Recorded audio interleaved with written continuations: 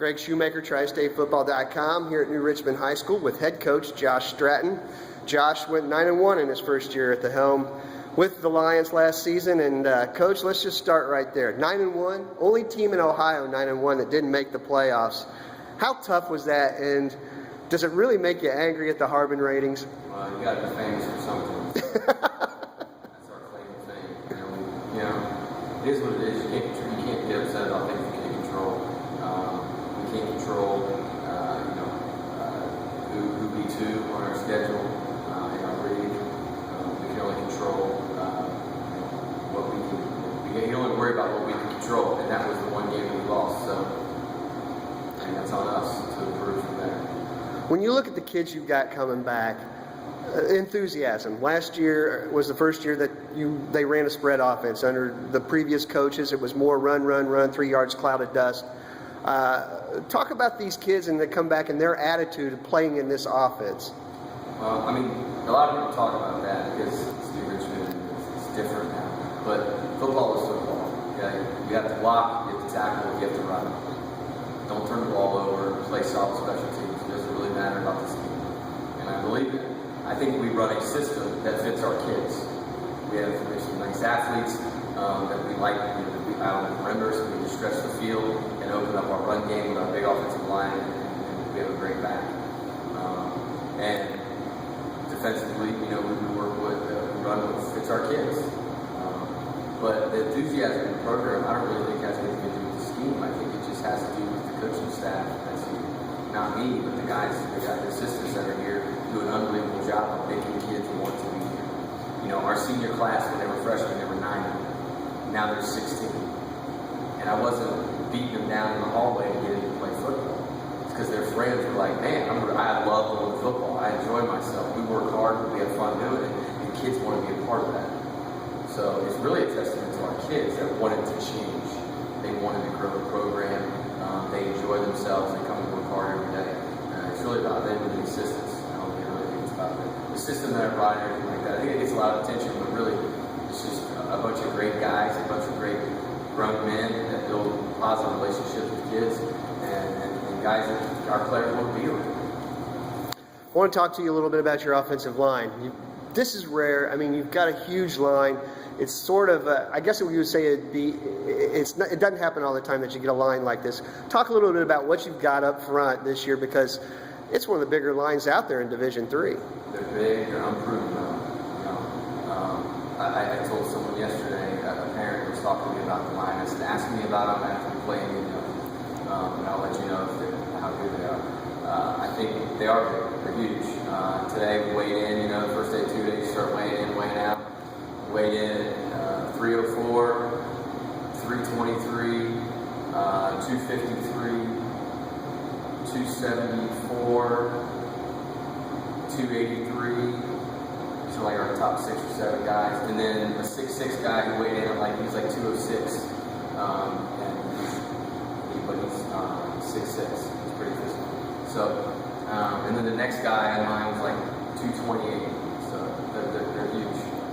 They got to move, they got to talk, they got to keep keep their eyes up, all those things. Just got to play with good technique.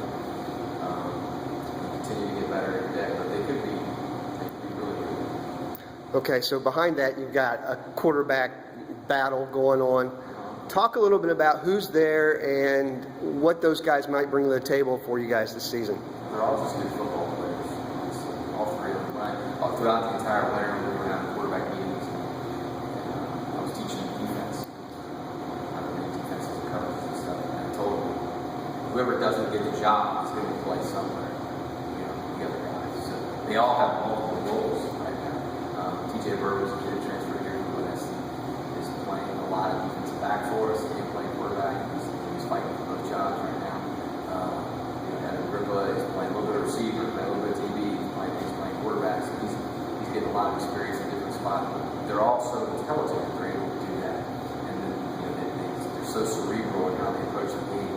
They're the best group of quarterbacks that I've ever really had. And I've had some good ones.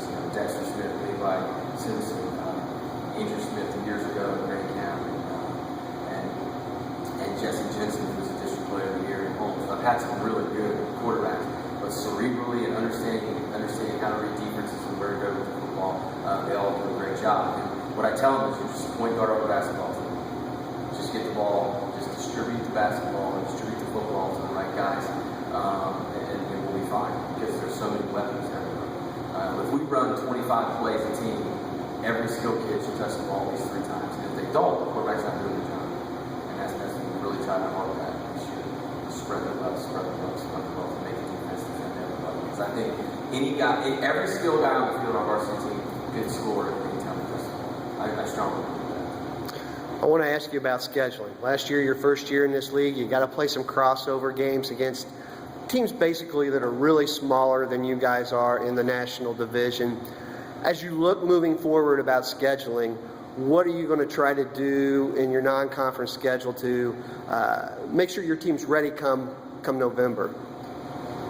2015 is the first year that I really was able to make some schedule moves. This year, obviously, we were able to get CHCA on the schedule for the next 2 years, and that's a great program. Playoff contender every year, Division I signees, and that's a great test to our team. We'll see how good we are, for sure. But some of those smaller National League teams, those crossover games, if we're able to replace them, we can replace them. 2015, we were not playing CNE, we're not playing nothing. We replaced those with actually two Kentucky schools.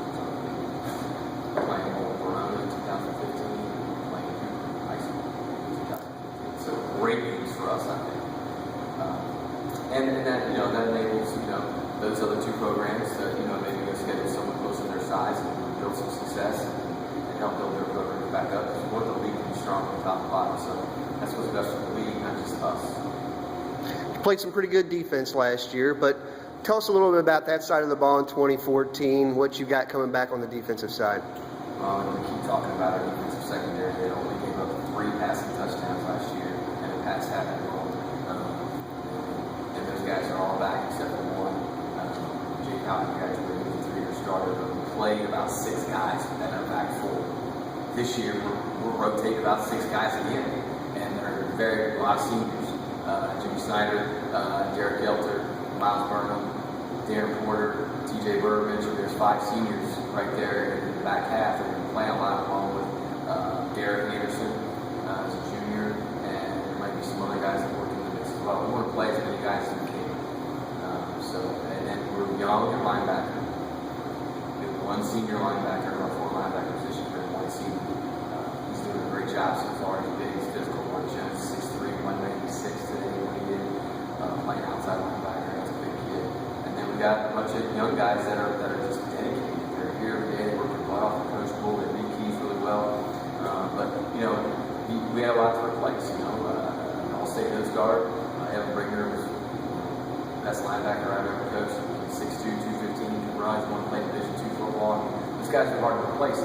But the work ethic and if it's by committee or however we're going to do it, to stay fresh and be able to play fast is what we're going to do. But the commitment level is all season. Like no program I've ever been part of. This weight room is packed from wall to wall every day. This summer we had 60+ guys here every single day. Testament to our kids again. They're dedicated to being good. They want to be successful and doing everything we ask them to do. And that's exactly what they did last year. This community's been very strong. You're the only game in town, sports-wise, especially on Friday nights. Talk a little bit about your first year in New Richmond and how the community is supported. They support everything. The school spirit here, I think, is awesome. Every Friday, every kid is wearing New Richmond gear. The first Friday of football season, the morning announcements played Boys of Fall like Kenny Chesney, and I almost fainted. I was like, oh wow, what a great move. This is important. It's important. So it was a lot of fun. A lot of tradition. Ron Berg should get most of the credit for the tradition that was created here. All the work that we put in over those years to build this program and make football important in Richmond. We got a lot of kids participating in youth football here. Over 200 kids, 250 boys participating in youth football. We got over 50 kids in our middle school program every year, so we got 20 freshmen this year, so it's growing. The numbers are going from 47 in 2011 to today. Today we had 66 players on the field this morning. And we had a couple guys hurt, we had a couple guys that need up to make physicals and things like that. So by next week we may have 68 guys on the field. So it's growing. The community is very supportive, the student body, but definitely the parents here have been very supportive. But we had a great year last year. It wasn't about football last year. Our boys soccer won league. Cross country boys and girls won league. You know, we went 9-1. Our basketball boys and girls won league. Our track girls won league, won district. Our boys got runner-up in district. I mean, boys tennis won league. I think baseball repeated. It's a good year for Richmond athletics. You know, we just got to continue that. We don't want to drop off. There you go. That's Josh Stratton, the head coach of the new Richmond Lions. He is the reigning Division III Southwest District Coach of the Year as well.